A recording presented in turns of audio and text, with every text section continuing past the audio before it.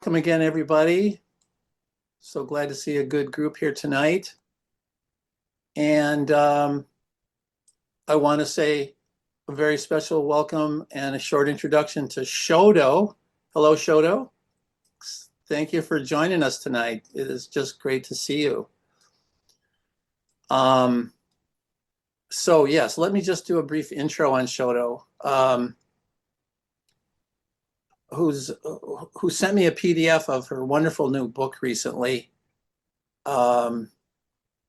which got me really excited to read. It's just a kind of a miraculous book, I would say, in many ways. A slightly more like traditional, straightforward version on the intro, which I think is also very helpful to absorb, is that Shodo, as you can see, is a Zen priest.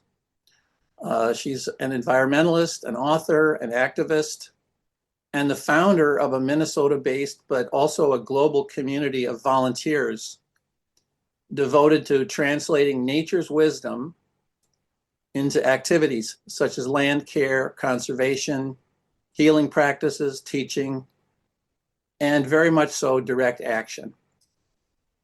As I mentioned in the flyer for tonight, and I've just mentioned a minute ago, she's written this powerful new book. It's coming out late August, early September, called Open Reality, Meeting the Poly Crisis Together with All Beings.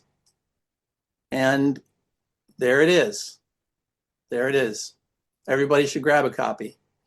And in the book, Shodo defines polycrisis as, quote, a time of great disagreement, confusion, or suffering caused by multiple problems happening at the same time, which together have profound effects. Something that sounds very familiar to all of us these days. Roshi Joan Halifax, who's the abbot of the Upaya Zen Center in Santa Fe, wrote about Shodo's new book. This brave and important book has found its way into our hands and our hearts just in time. Please read. We need the wisdom of Shodo's deep practice and insight in the times we are facing. So we're really fortunate tonight to have Shodo with us in person to share her vision and insights and to practice and discuss together.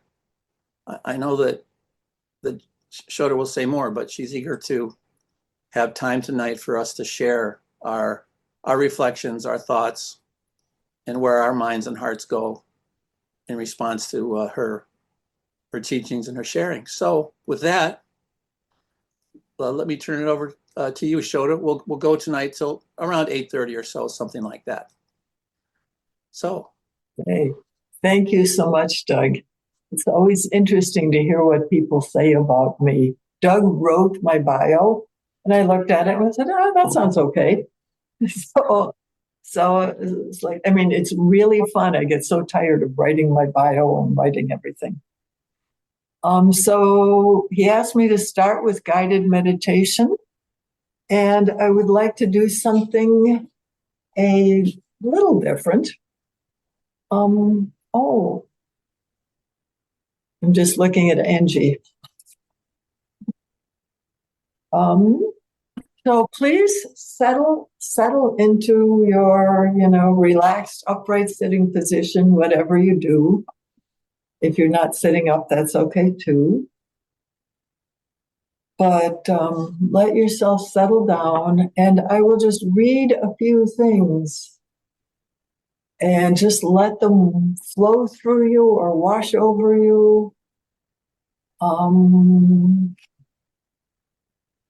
Not too cognitive.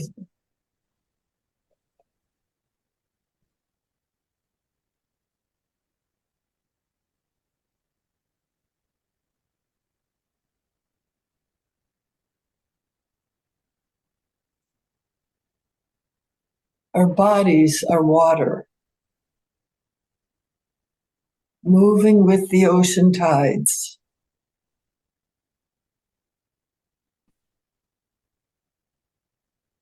Our bodies are matter, hungering for the feel of the earth underfoot.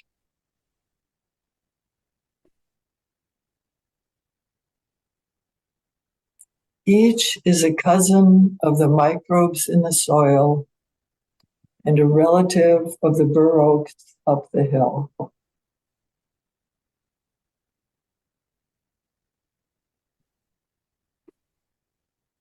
Water that moves in the air, flows in and out, rises and swells like ocean tides, flows from high places to low, bubbles over rocks, thunders down from the sky, carves a new path through the soft earth and even through rock. That water is our birth, our home.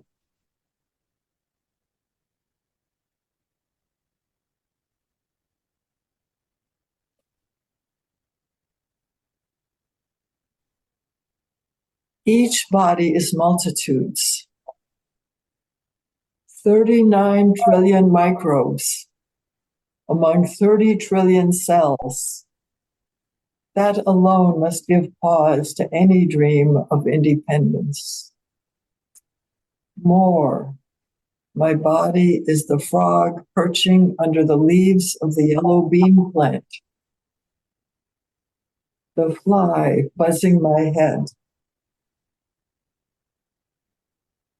and my immediate annoyance.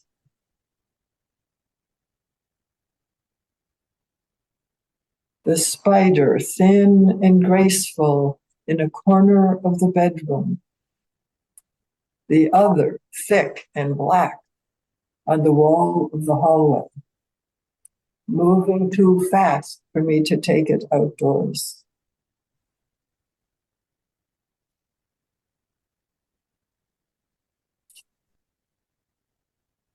This body is Earth. That actually means vast reaches of space with electrons, atoms, molecules, spinning, somehow held together. The mystery of solid matter that is merely bits of energy. I mean to speak of Earth, minerals, substance, gravity, what we recognize as home.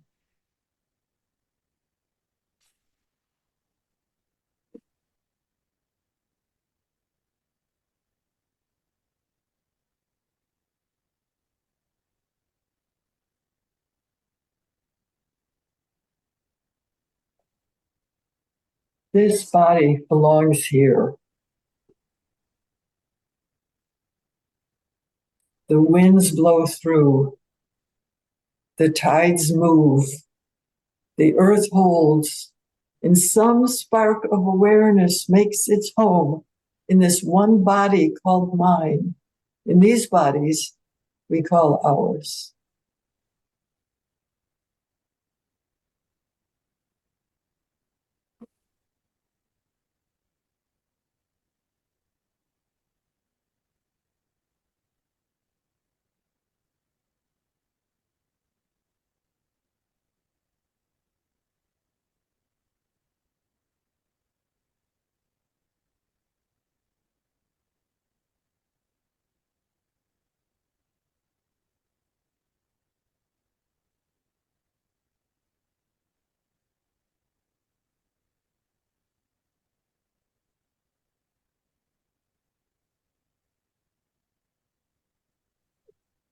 Being each other, we create each other. We are no more separate than left hand from right.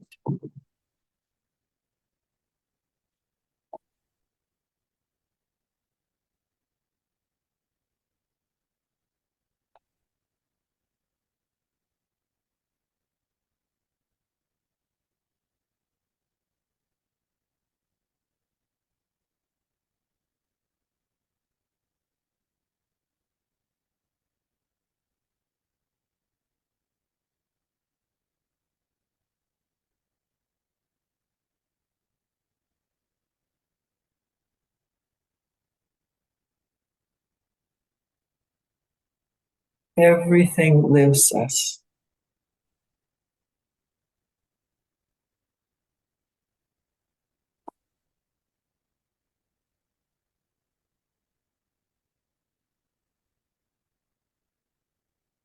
Everything breathes us into life.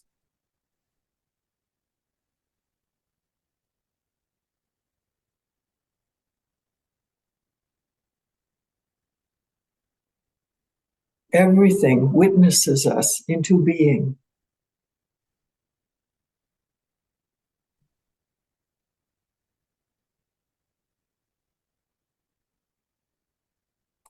And we, in turn, live, breathe, and witness them into existence.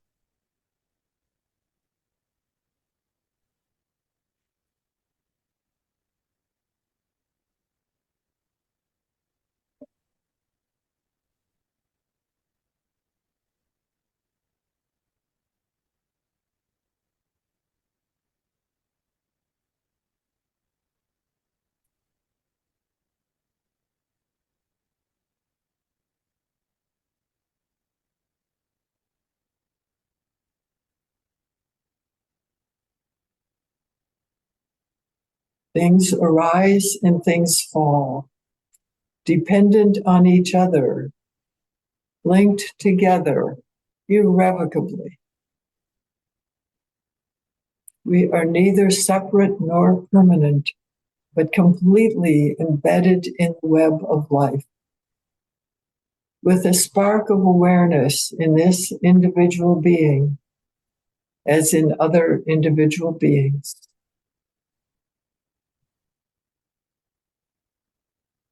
We look out at each other and recognize each other. Our mutual seeing, hearing, smelling, tasting, sensing is how we create each other.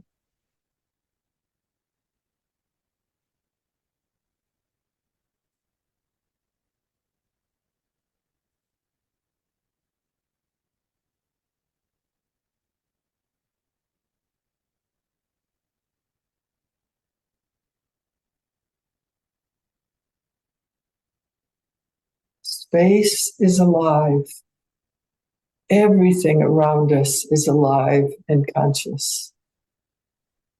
Plants, fungi, mycelia, cells, bacteria, rocks, minerals, waters, atoms, molecules, quarks. The billions of tiny creatures that make up half our own body weight. I name them to invoke them, to invite them here as witnesses and co-creators. We are created by everything.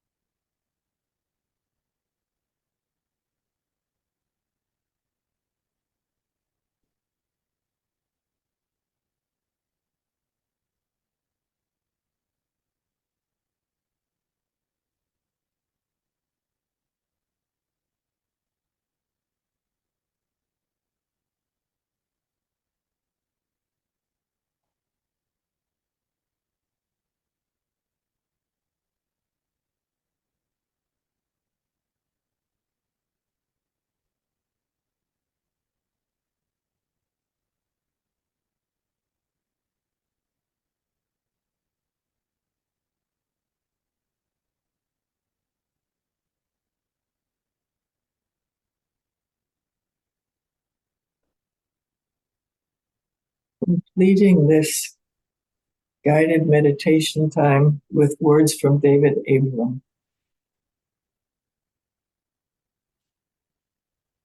The animate earth around us is far lovelier than any heaven we can dream up.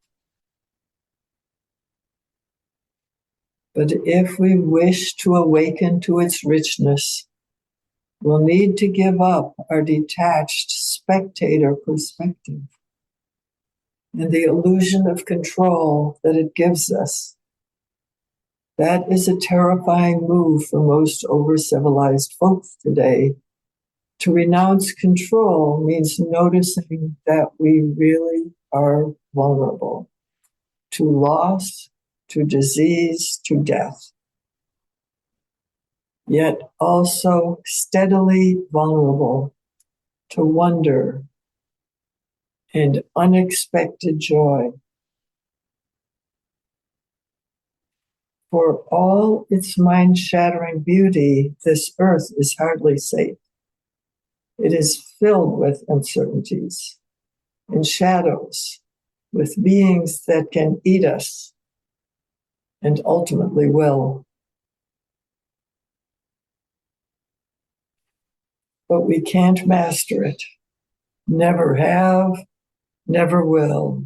What we can do is to participate more deeply, respectfully, and creatively in the manifold life of this breathing mystery that we're part of.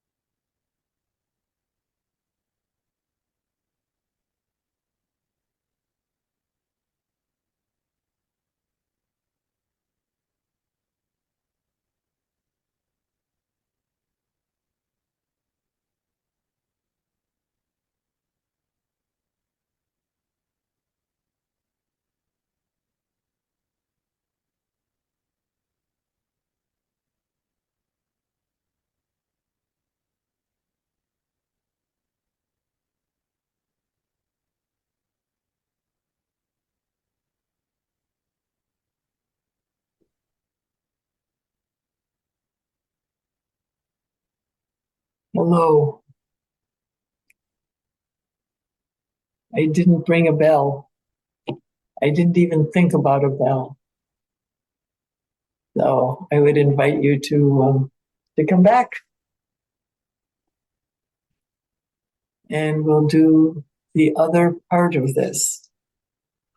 So I am mostly going to read pieces from the book, and I'm not going to make an attempt to cover everything that I said, but I'll tell you what I'm not covering. There is a whole section in which I address the matter of what it means to be human and whether humans are a problem or whether we're all right. There's a story going around that kind of says the world would be better off without us, and that human nature is something really terrible. And this story has a lot of currency among environmentalists. So one of the things I do is to, debunk, destroy that story by going into anthropology, archaeology. The information just keeps coming in about what our ancestors were like and about what people who are not drugged by modern civilization are still like. And as I go through the years, and I'm going to say it's at least 20 years now that I've been paying attention, a lot of people are are sort of waking up to being something different, to being in harmony with the earth. And I think this particularly started happening around the time of Standing Rock, when Indigenous people took the leadership, and the rest of us started following them. And so I'm surrounded by wonderful teachers on my own continent. And I've tried to retrieve some of that stuff from my ancestors as well, my European ancestors. But anyway, so you will hear some Zen language in here. If I say something you actually don't understand, like wave your hand or put up the computer hand, and I'll find a pause and respond. Otherwise, I'm going to read some stuff, and then I'll pause and see if anyone has comments or questions, and then I'll read some more stuff. So I found that what I was most interested in was the later part of the book. And so here we go. I'm not sure what chapter this is, but it's titled Meditation Changes the Structure of the Universe. This is slightly at odds with the official Soda Zen policy that Zazen is good for nothing. So, but I don't have to address that policy. It's just that I always feel a little uncomfortable when I say sitting does something. So this is about what it does. There are rules that say only the mundane exists and there is no sacred. Those are human rules, and meditation changes them. The rules that say you are alone, or the rules that say you are supreme. It changes both of these, the miserable and the arrogant versions of isolation. Meditation removes those rules. It creates an opening in which everything is open and flexible. Things are allowed to be as they are. Things create each other.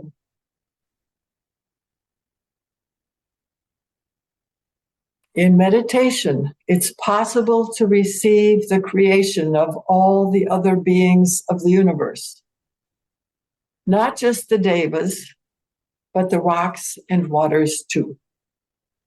It's possible to send out creation into them, to recognize the flow of mutual creation, sometimes called interdependence.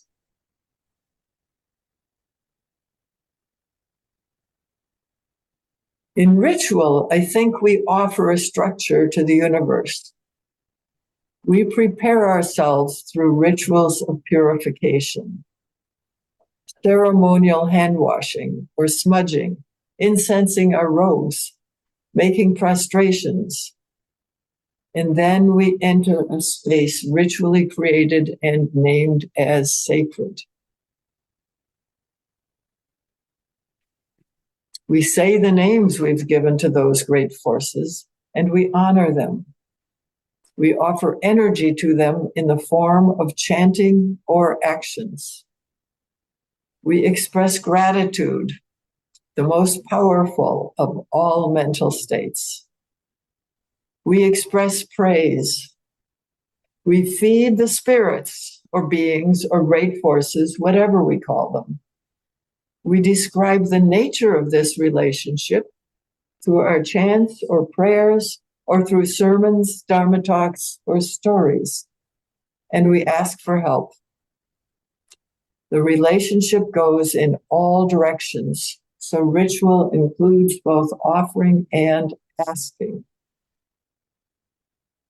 And then we take our leave from the heightened awareness of this level of existence. In one way or another, we return to the mundane, hopefully carrying some of that consciousness with us. Dainen Katagiri Roshi, my first Zen teacher, taught us that when we left the Zendo, we bow to the Zendo that is out there, everywhere in the whole world. The whole world is a Zendo. The whole world is a sacred place. The whole world is the place for spiritual practice. I'll pause there.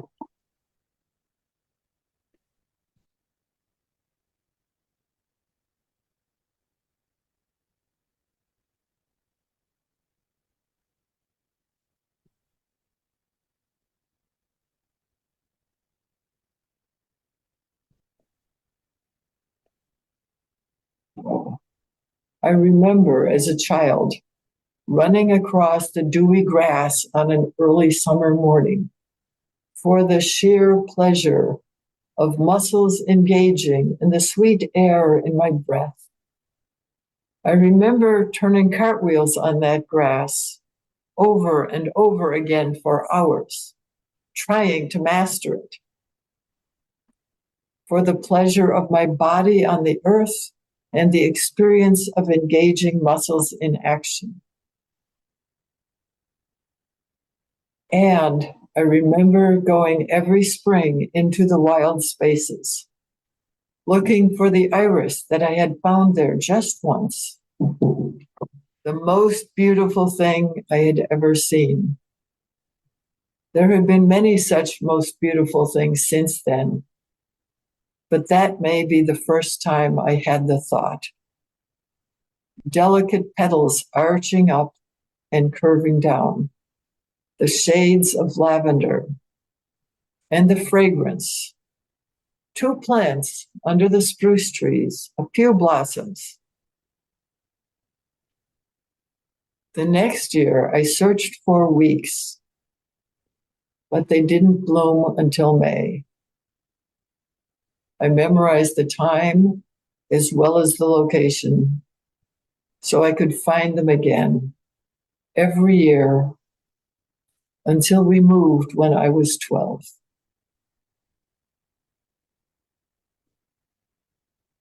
They've been paved over now. A development was built on my wild spirit home. Other iris are blooming now outside my door.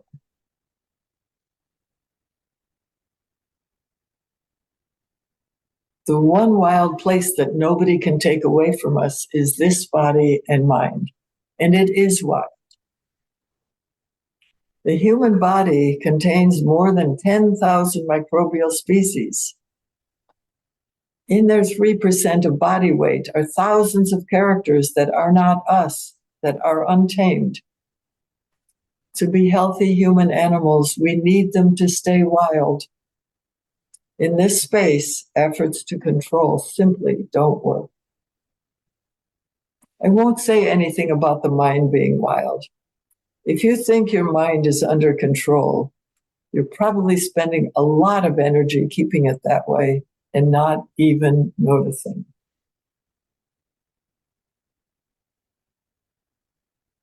So, sitting zazen is about allowing things to be as they are. The mind produces thoughts. In normal life, we take these thoughts as proof that we exist. Descartes, I think, therefore I am. We want to exist. We want to be real. And we have a mistaken idea that it's either existence or annihilation. So it's hard to back away from the evidence that I have these thoughts, therefore there is an I who has these thoughts, therefore I'm real. Actually, thoughts just happen. One could go on about that. But I'll pause again.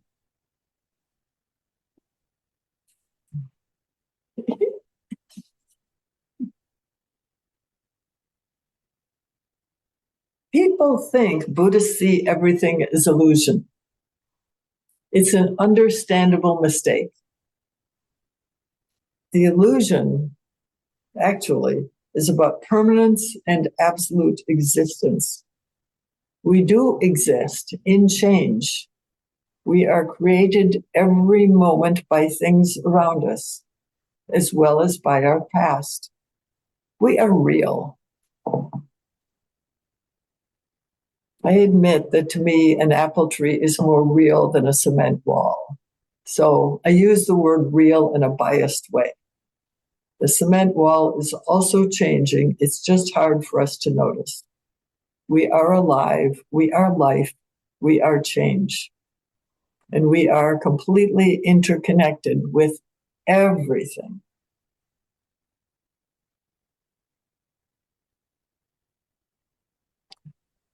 Sitting Zazen is about letting that be so. Giving up the fight for control and permanence. When we lose that fight, we can be alive. This is how Zazen is play.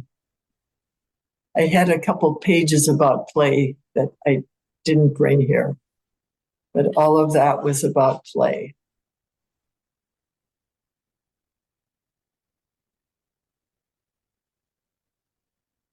So I'm reminded of the story of Jacob wrestling with God and losing. He received a new name, Israel, meaning he struggles with God, and he was left with a limp. Losing the self we thought we had, being defeated. When I sit Zazen, my mind, my identity keeps coming back, creating thoughts again and again, and something else releases those thoughts. This is about giving up the work of insisting that I exist. It's allowing myself to be temporary, fragile, changing, created moment by moment. There is the action of Zazen. We need to lose that wrestling match.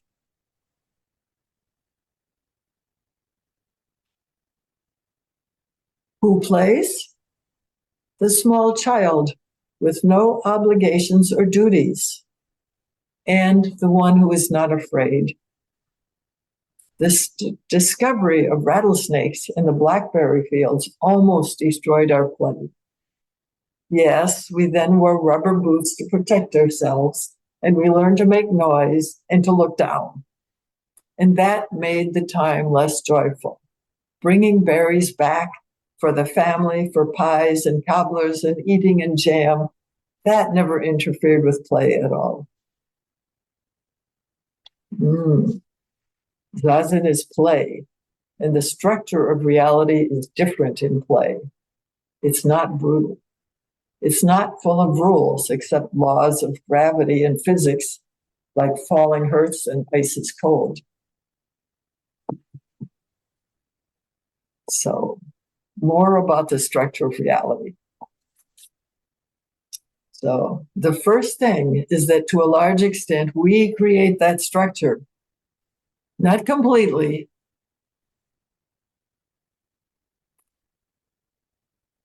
Our society creates it. Anyway, Zazen changes the shape of our minds. So it changes our creation. And I will interject Zazen sitting, and you probably have the experience of this. What we create with our minds is different when our minds are different. This is easy to understand, even if it's confusing. I'm offering that Zazen does more than that personal change. I'm imagining that when I sit quietly, maybe say when I enter the stillness of samadhi, which is sometimes called a moment of enlightenment, when the mutual co-creating of everything becomes real to me, the structure of reality looks like that mutual process. And here's the other part. Dogen says, that when we sit silently in samadhi, we become one with that interdependent co-creation. We're throwing our open and luminous stillness into the creation of everything. I assert that this has an effect on the way the world works. And the kind of effect is not like I have more money or I have love. It might be more like lubricating the gears on a car so they work more smoothly, or releasing tight muscles so the body moves more easily.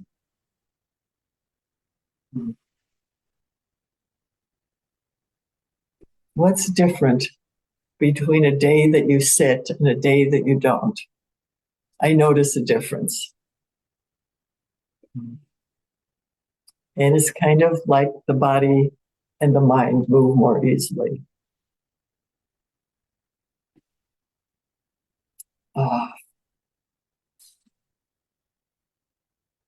And now I'm going to ramble.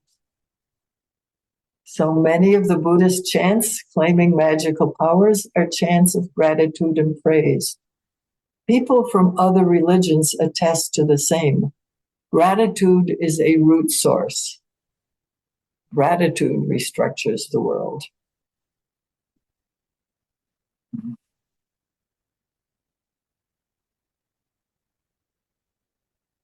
Well, looking back at our ancestors, for millennia, people lived lives immersed in nature and the sacred. This was true in the times of gathering and hunting, of nomadic pastoralists, and small farmers. There is power in that connection.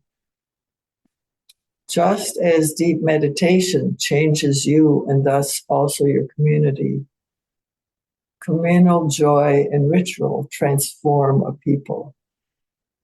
The community that dedicates its energy to the sacred is a community with the power of life. We can find our way back and forward. We can connect again with the earth and her spirits, and we can reach both the depth and the power held there.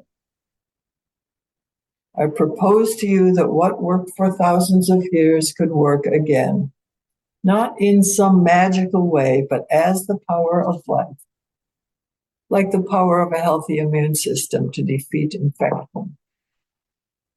And I propose that we begin to act as they did. Recognize the earth as our home and all beings as our family.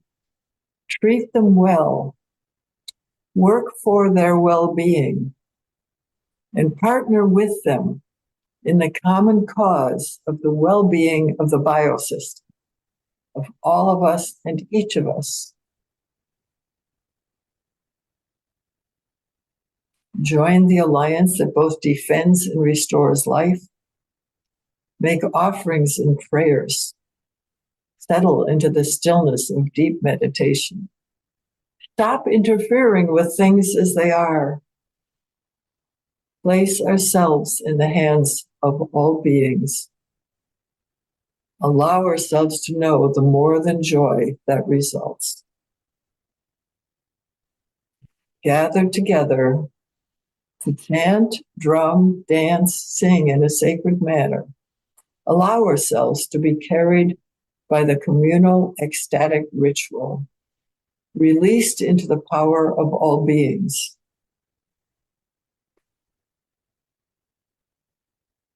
Each group develops its own culture and style, while knowing the others are there. And together we release ourselves into the song of the earth.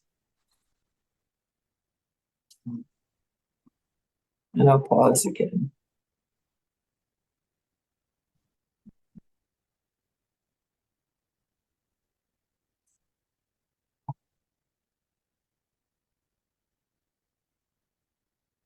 So, chapter 21, taking our places.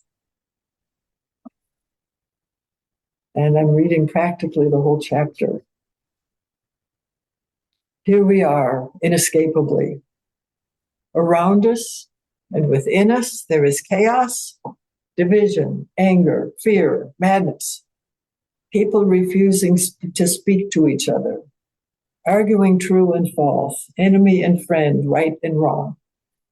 There is also love, rebellion, creativity, inspiration, commitment, and a whole world of possibilities. The place beyond right and wrong is where we can meet, as Rumi said. Out beyond ideas of wrongdoing and right doing, there is a field. I will meet you there. When the soul lies down in that grass, the world is too full to talk about. Ideas, language, even the phrase each other doesn't make any sense. Let us begin by finding that place, the calm place. In Zen, we say the study of the way, and that study is a way of life. Entering the way, we become free, and that allows us to be calm and stable when needed. The mind doubts the possibility, but living in the way brings it forth. Letting ourselves be created. I, you, this person, any person is neither permanent nor independent. That's a strange thought, but it's also intuitively obvious. I'm different today from who I was yesterday. And this evening, when I gather with friends, I'll be someone else yet. This person is created both by everyone I meet, human and non-human, and by my past actions, words, and thoughts. We call it the true human body. It means being a participant in the life of the world, a creator and created at the same time, recreated every moment. My teacher, Shohaku Okumura, wrote once,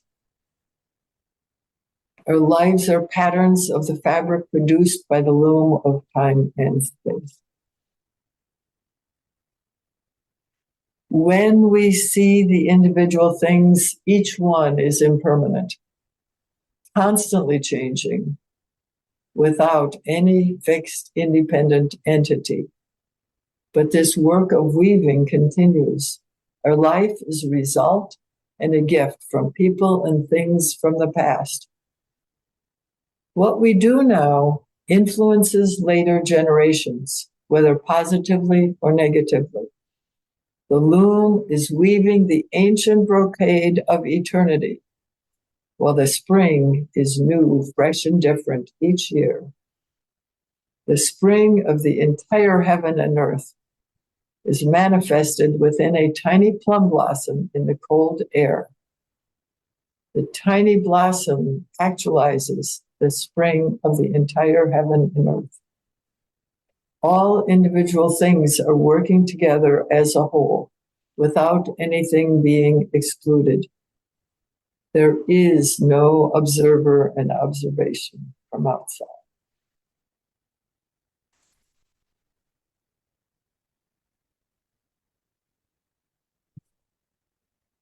I feel tired of reading. I have 3 more pages, but I think I'll stop for a moment and maybe we'll read the rest of it and maybe we won't. But I kind of want to get more present. So maybe I have to make up things. If anybody has thoughts or questions, that would be great.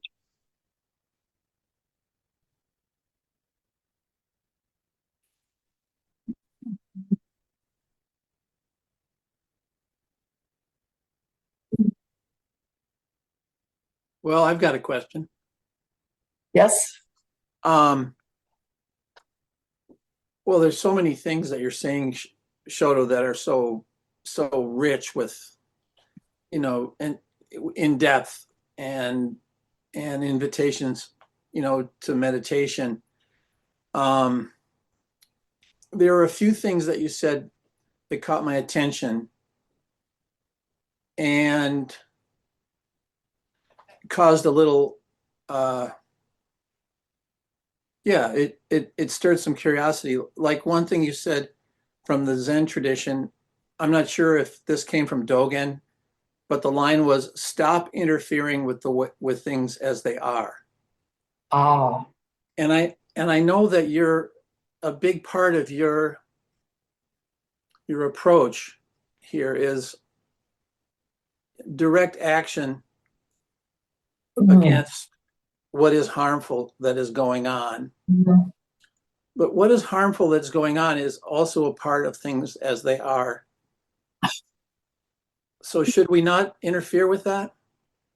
So the perfect question. That's the excellent question. Um, so there's interfering and there's acting. Um, there's a way that people in, I'll say, our civilization, which is kind of European tradition and so forth, that we act that I would call interfering. And that way has to do with controlling. It has to do with taking charge of things and stomping out things that are uncomfortable. And conceivably, I could go look up some of the historical stuff, but I'll refrain. Um, so let me start by talking about things as they are. For instance, using pesticides because there are bugs in the plants. Pesticides, herbicides. No, both of them. Anyway, so trying to grow our crops as a monoculture, and therefore they get more bugs and they get more diseases, and so we try to cover that up with chemicals. That's interfering with the way things naturally grow, which would be to be in a polyculture, many things growing together. And in a polyculture, it's a little less convenient. You can't harvest it so well with machines. You probably have to harvest it by hand, but you have healthier plants. So that's an example of interfering that I would think of. Another example of interfering that happens in sitting is the matter of thoughts. Do we suppress thoughts? Do we let them carry us away? What do we do with those thoughts? And especially if they're unwholesome thoughts, say anger or obsessing about something that I want, like maybe I'm going to have a nice dinner when I get home. And in my training, my understanding, what you do with those thoughts is not to stomp on them, not to suppress them, but not to hold on to them either. And my favorite description was actually offered by a yoga teacher who said, like a screen door, let them just go through, you know? So that's not interfering. Now, there are things that I very much do not like in what's happening in the United States and in the world. And I think I see people interfering with their natural response to learning about children starving in Gaza, for instance. There's a natural response, which is horror. And there's a natural response, which is to try to do something. And there's a way of interfering with that natural response by either, depending on your political point of view, talking about Israel's right to exist, which is fairly ridiculous. And I can say more about that if there's anyone here who doesn't understand that. Or thinking that I'm helpless, or thinking that our leaders know the best, or so forth and so on. And so we have a natural urge to go and do something, and then we stop ourselves. And on the same subject, And by the way, you Yeah. would call that interfering, wouldn't you call that if we kind of intuitively know the right thing, but then don't do it, that's also interfering with the way things are, right? Yeah, it's interfering with your own wholesome response. Yeah. So, is this making more sense now? It is. I'm Okay. still looking for language that would, in Mhm. some way, come from deep wisdom Mhm. that encourages direct action. Right. Okay. I'm Um, looking for language for that. yeah, all right. I'll work on that because I was persuaded to take all the politics out of the book. Well, it's there subtly, but the overt stuff isn't in there anymore. And I finished writing before a certain person was elected again. Beth, do you want to say something? You have to unmute, If people don't mind, I kind of like to weigh in on this one a little bit. please. Um, the way that I've been trained to see it, the problem is the cognitive filter. That if we see, again, what I'm always saying as a teacher is the job is to see. But that if we see, then what Gil is always talking about, Yoniso Manasakara, the naturally arising from the womb. This is the hara. This is not our womb as women, it's the womb as human. The naturally arising equanimity-based compassion for the suffering of the world. And that rather than having to figure out what to do, if we allow these processes to work, then the action will come forth out of them spontaneously and wholesomely without trying to fix things. And also without being caught up in rage and anger and despair over the suffering. We allow the weight of the suffering to be fully present. And then we trust that what brings forth life in the planet brings forth through our own personal life a response which is fundamentally wholesome. But we have to not get caught up in trying to figure it out and trying to fix it. And that Um, includes and that and includes our depression and our grief and so on. absolutely everything. It includes everything. This is the insistence about everything being present, so that the grief that is, all of it is there, but we are not caught. We are not clinging to it. We are not clinging to aversion to it. We're allowing it to, as Shoto just said, allowing through the screen door, and then the way is open for whatever really is appropriate. And it's been my experience in a life of many failures that when that door opens, what comes through it is much richer than anything we could have imagined. But it calls for our patience. Mahagosananda used to say,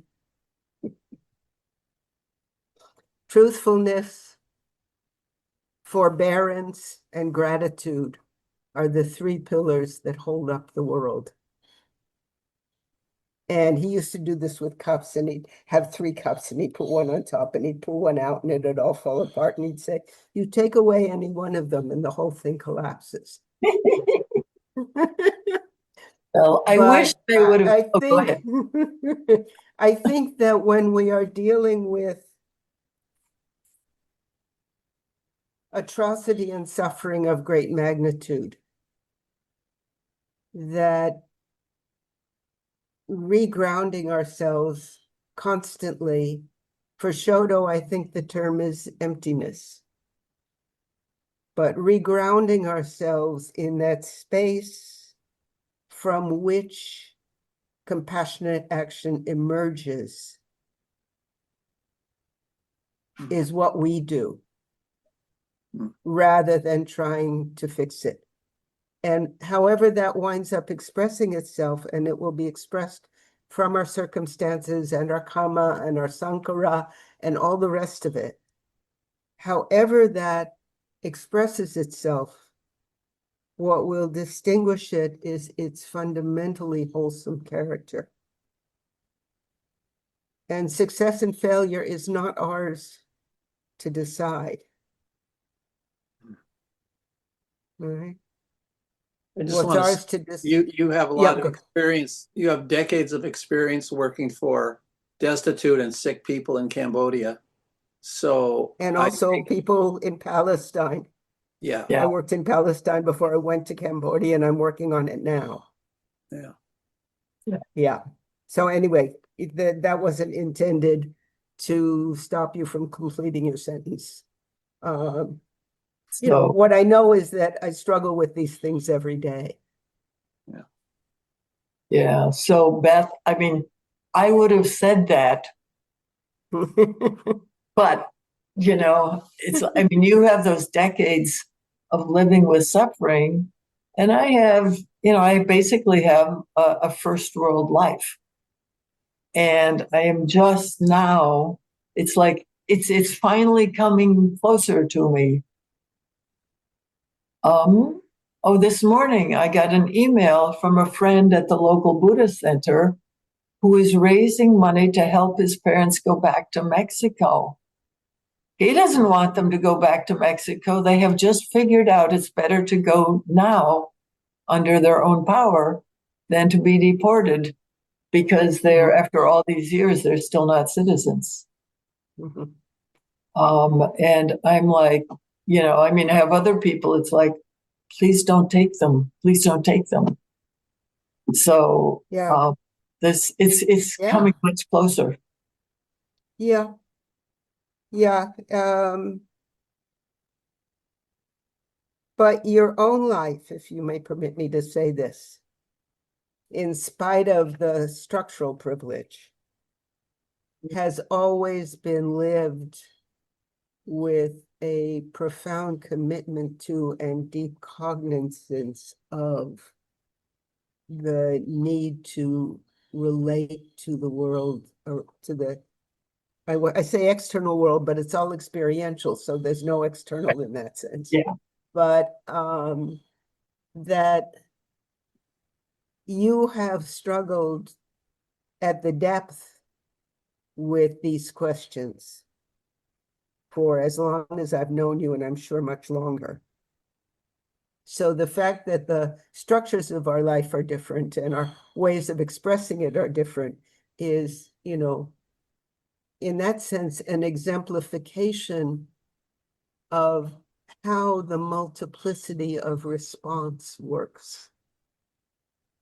That we Yeah. respond within the context of what's there for us. Yeah. In my life, Anyway, yeah, I could yeah, go see it ahead. back to about age 16. Mhm. Um, And if I had not had children, there's no telling what I might have done. But there's no telling what you've done. I mean, I've Right. watched Yeah. this book now for 9 years. 9 years? 6. I think Yeah. it's 6. Yeah. Oh, it's more than 6. Anyway, for Yeah. however many years it's been. And I'm listening to you read it, and I am stunned by the poetic beauty and articulation and profound wisdom of it. I think, oh my God. So So don't tell me about things I you have to haven't say, done. the ancient Yeah. brocade of eternity. Uh-huh. Right. Put that onto a big old stone and put it over a church. Wow. Right. Actually, is this? Oh, yes. So that is Okamura's words. And these words are at the top of my website. I was looking for a beautiful statement that would say what I wanted to say. And it's like, oh my gosh, right there in some talk he gave. Yeah. So I get to have that. And, you know, it comes from my very, very pure Soto Zen teacher from Japan, you know, right? And I have And just ideas, to, then I check them yeah, out. yeah. And Then I that, just want to throw a small monkey wrench into the way that we, or at least I, and I expect you, we think that we have to find the way to respond. That mm, all those indigenous cultures were really different from each other. oh yeah, oh yeah. And that's what's not in here, but it's in the book. I write about a whole string of Yeah. Okay, so that our responses to how at whatever depth we can address the suffering not only need to be, but should be different. right. Yes. And Yeah. in that multiplicity, in that difference, is the deeper survival that have had human beings on this planet for as long as we actually have been here. Yeah. So I don't need to envy you. I can be grateful for you.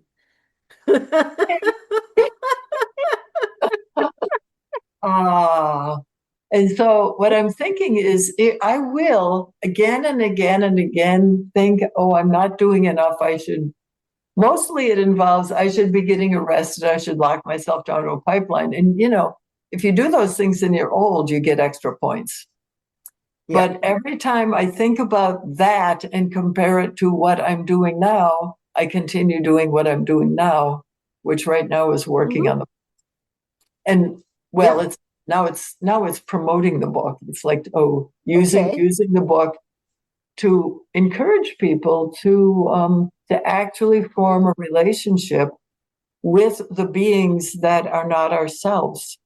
You know, I have a few stories of times when the woods spoke to me or when the stars spoke to me or things like that. And they don't usually do it in words. But I also know lots of other people who they speak to all the time. And so I know that it's a natural human phenomenon and we are cut off from it. I was raised in a very strict religious Christian environment. And so it took a lot of releasing before I could let these other things happen. I was 35 when I started to study Zen. And it took a long time after that. But now I'm kind of a translator. You know, I read things written by people who have what I would call mystical and miraculous experiences all the time. And I translate them to make them accessible so that other people can try to learn them. And then I do workshops called Earth Apprentice Retreats or something like that. And I tell people what to do, but I'm busy telling them what to do, but they're actually having the experience. So, um, yeah. Yeah. Uh, I'm going to shut up Shoto, and give other people a chance now. Yeah. can I ask another question? And I don't mean to Yep. monopolize questions. If anybody raised their hand or jumped in, I would recede back immediately. Yeah. But another question comes up for me at the moment, which is reading through your book and even in the reading you just gave, the word sacred comes up a lot. Mm-hmm. Yeah. And something that I've been struggling with for quite a while, as someone whose root tradition is Vipassana Mm-hmm. for 30 years now, I very rarely, in fact, I'm not sure I've even once heard the word sacred in any Dharma talk, and I've been to dozens. Mm-hmm. And one doesn't hear that word, needless to say, in the media, in what passes for public discourse. It's similar to the absence of deep ritual, you know. But on the topic of sacred, it seems like there's an energy in that word Mm-hmm. that's very core to your message. And I just wonder, it kind of, let's just say, as a practicing Buddhist, you know, how could I or how could we, if we felt the same way? There's something about that word. And there are related words Mm-hmm. that I just think somehow needs to come into practice and life a lot more. And Good. I'm wondering what, you know, how that comment lands with you and what Mhm. specific practices or lines of thought or daily rituals, however tiny and seemingly tiny and small, you may do to raise that spirit of the sacred and use that energy behind your actions and your life in the world and within yourself. Great. Well, first I'll say Zen doesn't use the word either. Before I started Zen, I will say I was pagan, and they use the word sacred and some other words. And I hang around with indigenous people who use the word all the time. Oh, and then there's who is that? One of the famous rabbis, just to be is holy. You know, holy and sacred are kind of the same thing. And to me, there's nothing that is not sacred. There is no place that is not. And to connect it with Buddhism, I couldn't say about Vipassana, but I could say about Zen. I've had people walk into the Zendo, which is in my home, or I live in I live in the temple, which isn't very active, but sometimes people walk in and they say, wow, there's energy here. A lot of times, actually. And they're not always people I think they're usually people who are not Buddhist, because people who are Buddhist expect it. I'm thinking of places that I have lived or practiced a lot, and you walk into the Zendo and you feel it. And I had the great privilege of doing ceremonies at the two head temples of Soto Zen in Japan, Eiheiji and Sojiji. And it's a ceremony marking the transition from priest in training to actually being a teacher. I about fell over in those spaces. And I went, okay, 800 years. But they gave us a book, and it's like every couple of hundred years, the thing burned down. So the building itself doesn't have 800 years of practice, but the space of 800 years.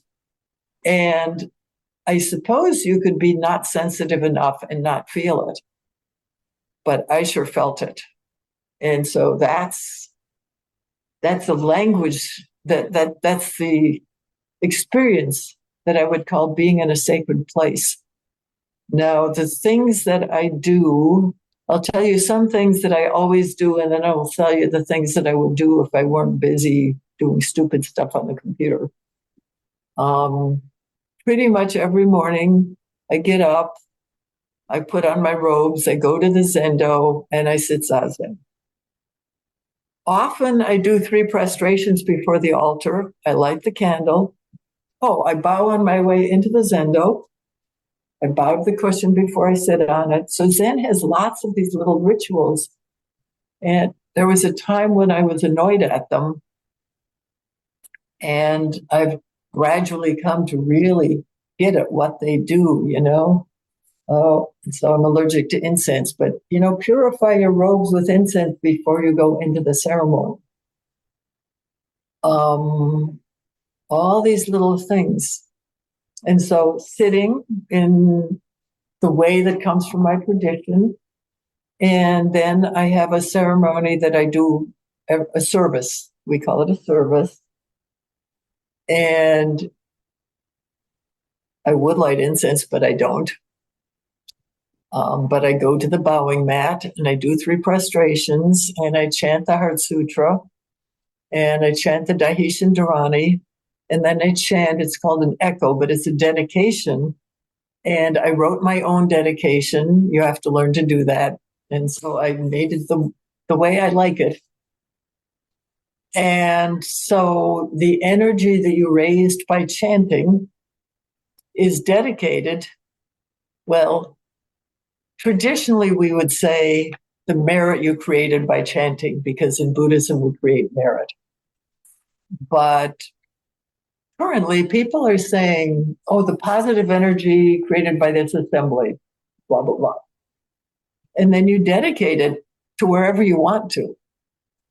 But you start by dedicating it to the ancestors and the Buddha himself, because there's a multiplier effect. You send it back to the Buddha and it comes back down to you. And so you're supporting the whole system. Now, I have no idea what other branches of Buddhism think about this, but I kind of like that. So anyway, I do some chanting. I try to have flowers on the altar. I have water on the altar. I have a candle, and I take care of it. So that's the thing I do theoretically every morning.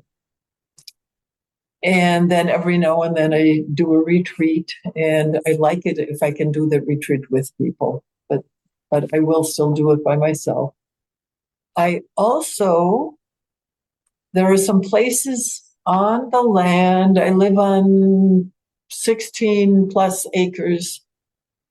And there are places that are identified as altar. There's the central altar by the creek with a bluff. And there's a north altar, which is way on the edge. And there are various altars. And I will sometimes go and just sit there. And sometimes I'll bring an offering. And the offering, so there are various cultures that I've been associated with and learned things, picked up things from. So sometimes I'll offer tobacco, and I don't usually burn it, but sometimes I'll say a prayer that I know that goes with the tobacco. Sometimes I will chant the Dahishan Dharani or some other Buddhist chant. Sometimes I'll chant something else or something that I made up. Part of the offering is wearing special clothes. I have sometimes made an offering by building a little altar, but that's usually when I'm traveling and I forgot to bring an offering. But it's like anything can be offered. So I'll make an offering. And sometimes I listen. There was a while when I would go to the central altar every day and I would think I was seeing faces in there. And so I would make up who they were, and I would talk to them, and I would ask them stuff, or I would give them stuff. And it's all about creating ritual, which I was into ritual long before I was into Buddhism. And I had to come to like the Buddhist rituals, which I finally did learn. But there are lots of kinds of rituals. And so it's sort of like whoever your group is, you make your rituals. Vipassana does not have a lot of rituals, but I think you have a few. Apart from sitting, which is, of course, a ritual.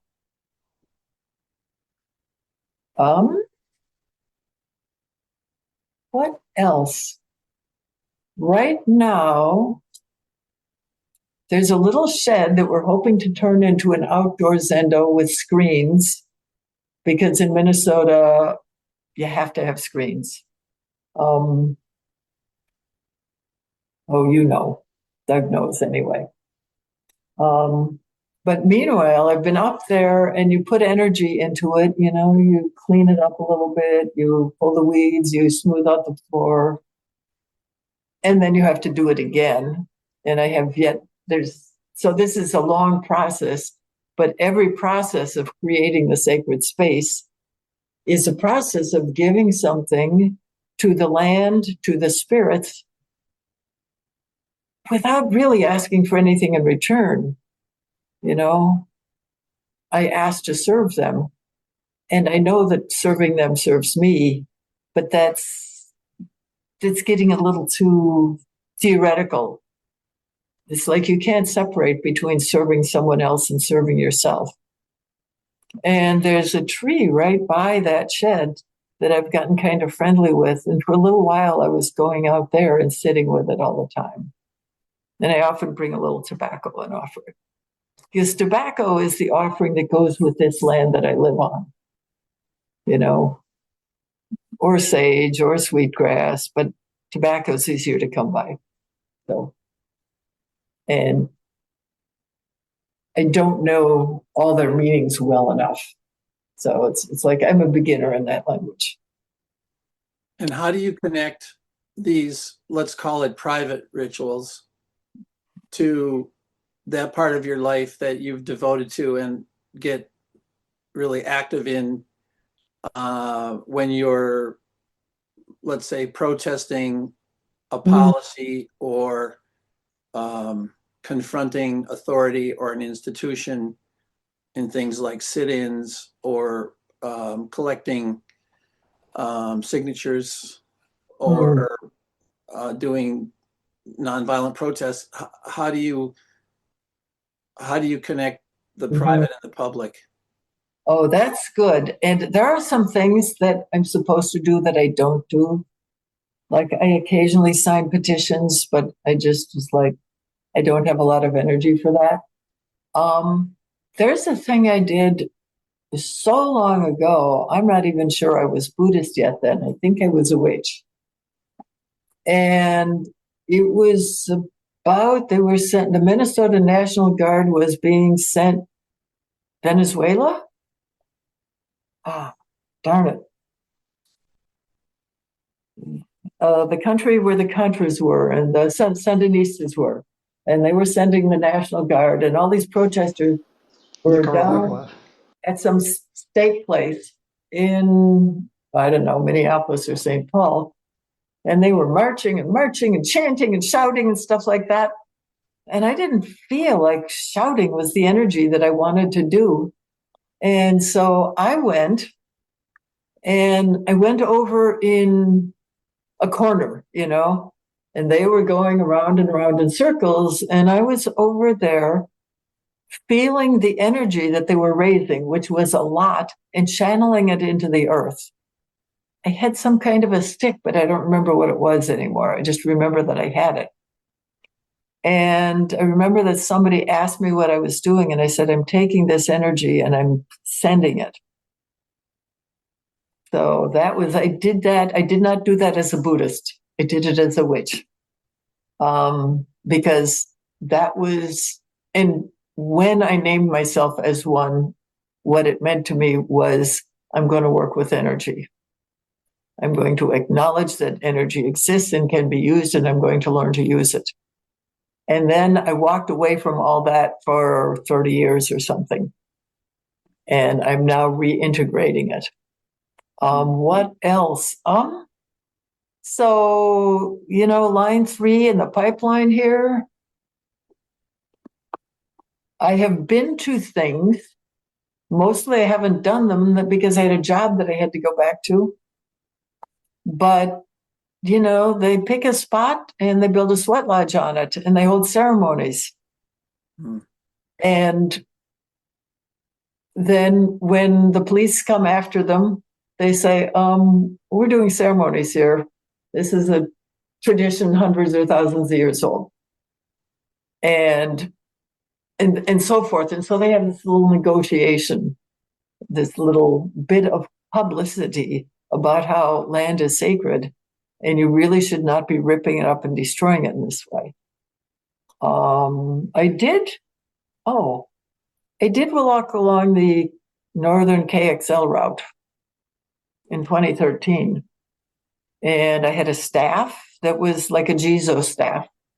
So supposedly you have this staff and it has these little things on it. And so you're ringing and you're scaring away the little animals so you won't step on them. That's the theory of the Jizo staff. And Jizo is this great Japanese folk character, also known as Kishi Jigarba, if you know that one. So, so I had a group of people, and they were supposed to have agreed to nonviolence and some other things, but actually they were a little random, and it was a very difficult time.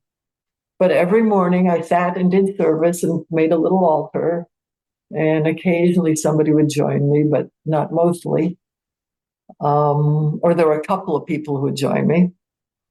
And then we made up little ceremonies for passing the staff from one person to another. And I had to get people to stop doing various things that they wanted to do. But by the time we were halfway through, people would go out there and they would walk and they would put their feet on the ground. And what I noticed was putting my feet on, every time I put my foot on the ground, I was receiving the support of the ground.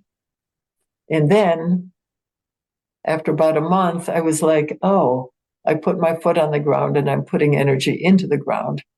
And in the last month, it was like, oh, putting my foot on the ground is both giving and receiving. It's the whole circle is here in this one act.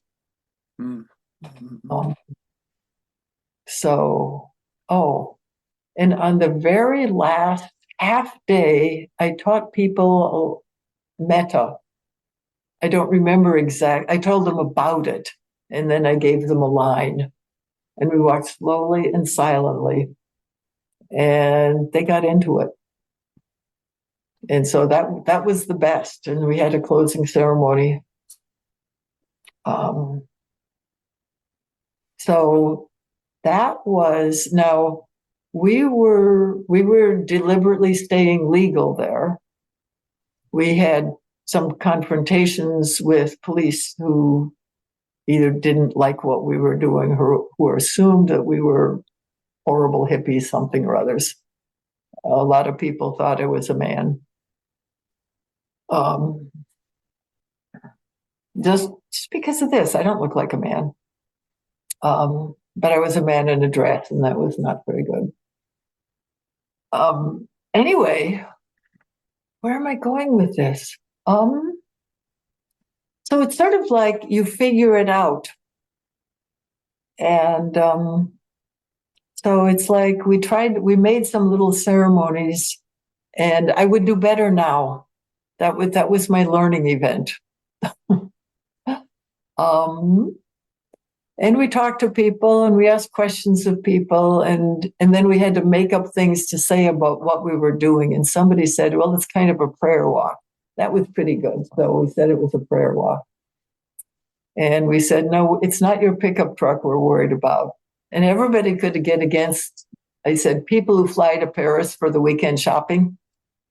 We didn't meet anybody who was in favor of that.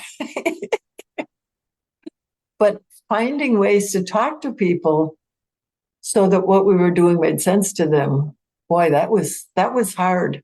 And listening to them, it's like, oh, well, this town will gain 2 jobs from that pipeline. And we need two jobs actually makes a difference in a town of 100 people.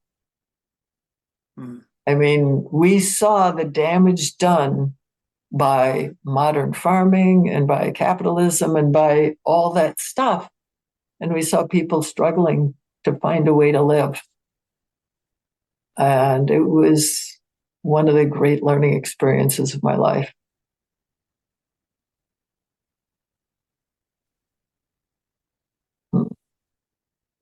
Well, thank you. That's very, that's very helpful. That's very helpful. I appreciate that answer. Yeah. Thank you for asking like really excellent questions.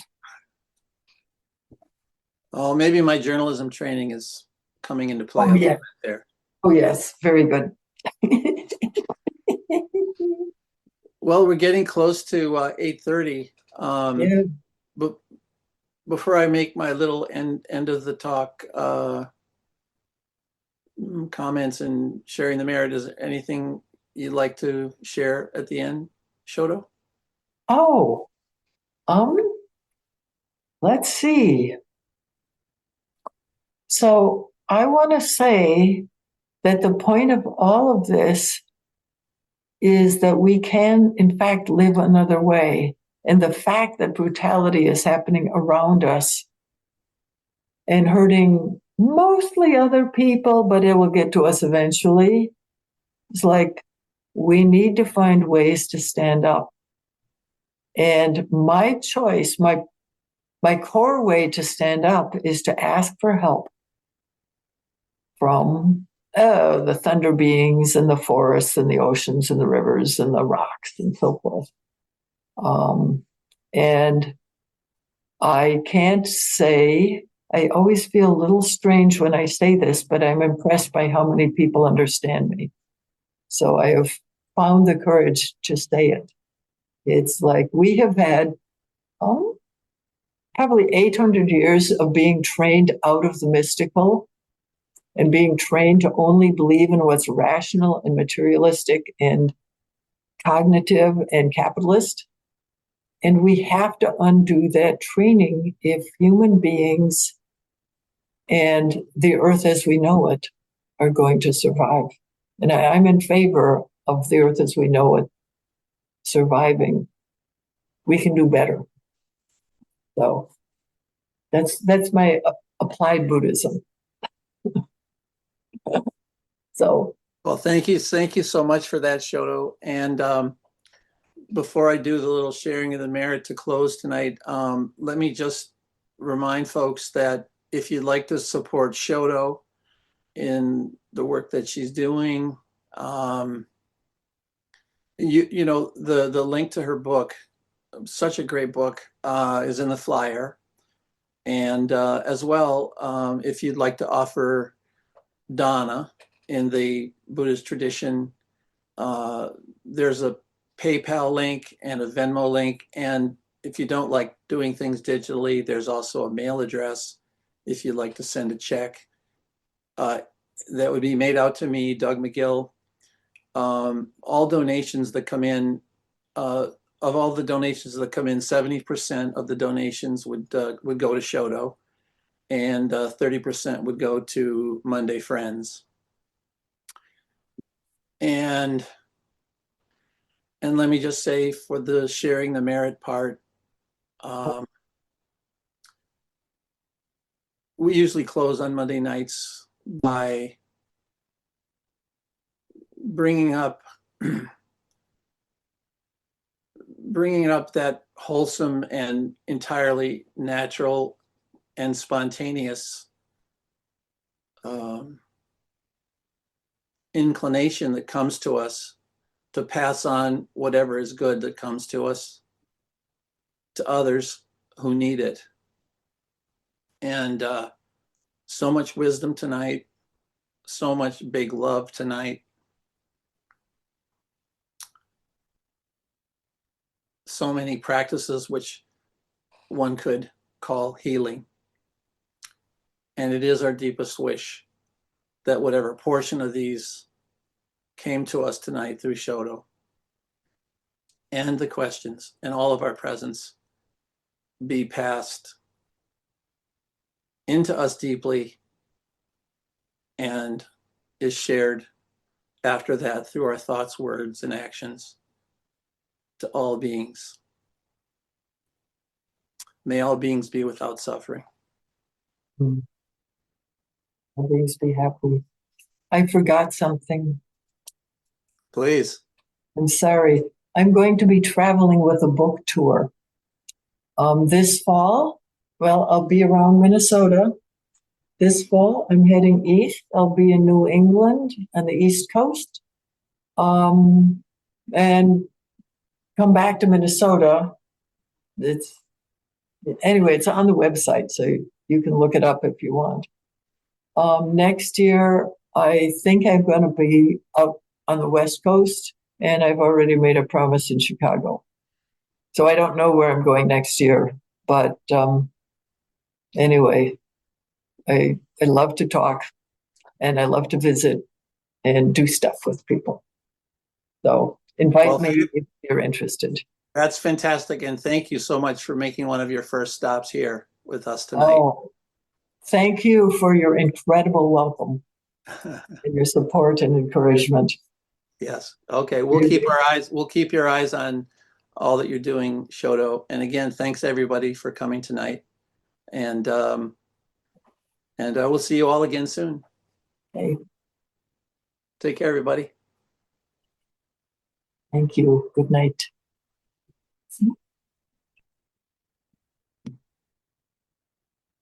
Thank you. Thanks. Thank you. Yes, thanks.